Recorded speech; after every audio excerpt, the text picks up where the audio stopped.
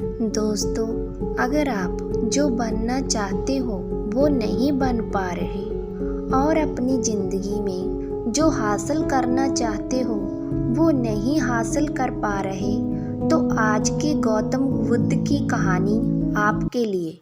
चलो दोस्तों, कहानी शुरू करते हैं। एक बार गौतम बुद्ध को सभा में उपदेश देना था और जब सभा का समय हुआ और तब गौतम बुद्ध वहां आए और बिना कुछ बोले ही चले गए। तकरीबन 100 से भी ज़्यादा लोग बुद्ध का उस सभा में इंतज़ार कर रहे थे और बुद्ध के इस व्यवहार को देखकर सभी लोग बहुत हैरान हो गए। लेकिन लोगों में से किसी ने भी बुद्ध से कोई प्रश्न नहीं किया।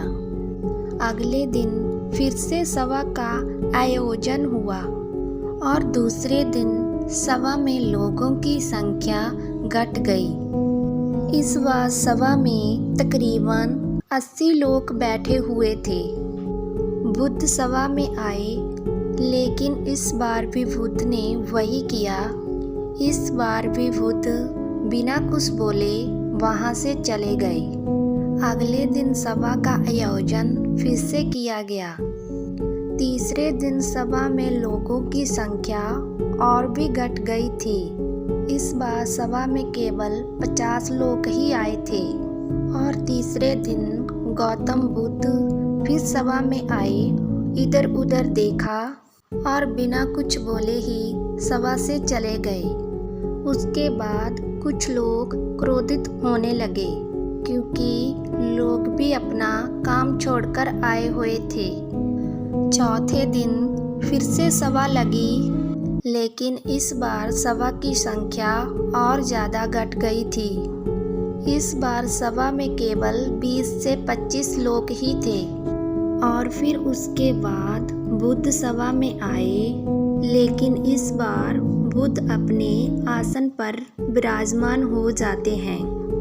फिर गौतम बुद्ध ने उन लोगों को उपदेश दिया और वो 20 से 25 लोग आगे जाकर बुद्ध के भिक्षु बन गए और आगे चलकर उन भिक्षुओं ने बुद्ध के ज्ञान को अलग अलग जगहों पर फैलाया।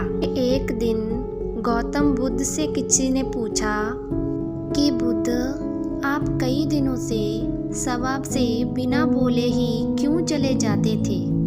और फिर बुद्ध कहते हैं, मैं उन लोगों को खोज रहा था जो लायक थे।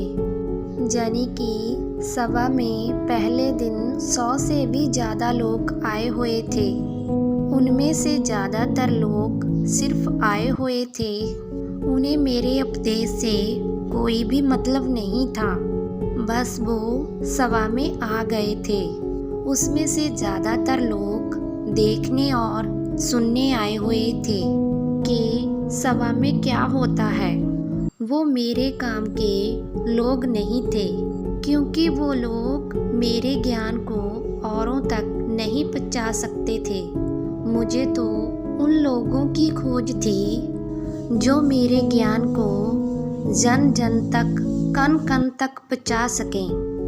और इसीलिए कई दिनों तक मैं सभा से बिना कुछ बोले ही चला जाता था और मैं जे देखना चाहता था वो कौन लोग हैं, वह कौन लोग हैं जिन लोगों के भीतर में ज्ञान प्राप्त करने की असल में प्यास थी। और मैं जानता था जिन लोगों में भीतर से ज्ञान प्राप्त करने की प्यास होगी वो अंत तक जरूर रुकेंगे, और जो लोग ऐसे ही आ गए थे वो लोग पहले और दूसरे दिन ही चले गए। जिन लोगों के भीतर धैर्य था उन्हें मुक्ति का मार्ग भी मिला, और जो लोग जल्दबाजी में थे वो लोग अब घर पर बैठे हुए हैं। सवाल ये नहीं है कि मैं तुम्हें क्या दे सकता हूँ, बल्कि सवाल ये है कि तुम क्या ले सकते हो। तुम्हारा पात्र कितना बड़ा है और कितने के तुम हकदार हो, और जितने के तुम हकदार हो उससे ज़्यादा तुम्हें नहीं मिल सकता। और फिर वो व्यक्ति बुद्ध से पूछता है, बुद्ध लायक कैसे बने? और फिर बुद्ध कहते हैं, जिस व्यक्ति के अंदर धैर्य है वो अपने जीवन में कुछ भी पा सकता है। सभा में जितने भी लोग आए हुए थे और उसमें से अंत तक वही लोग रुके जिसके अंदर धैर्य था। चाहे तुम्हारे जीवन में तुम्हारा लक्ष्य जो कुछ भी हो, लेकिन तुम बिना धैर्य के सफलता के चरम तक नहीं पहुंच सकते।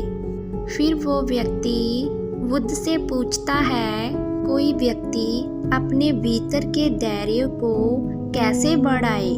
बुद्ध कहते हैं, बार बार कोशिश करने से हम अपने भीतर के धैर्य को बढ़ा सकते हैं। जैसे कोई व्यक्ति जब ध्यान करना शुरू कर देता है तो उसका मन उसके सामने बहुत सारे ख्याल लाता है, लेकिन उसका धैर्य उसे अपनी मंजिल तक पहुंचा ही देता है।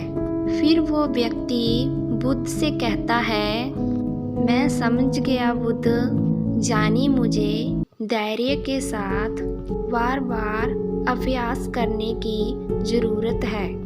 दोस्तों, क्या अब आपको समझ आ गया है आपके पास वो क्यों नहीं है जो आप पाना चाहते हो?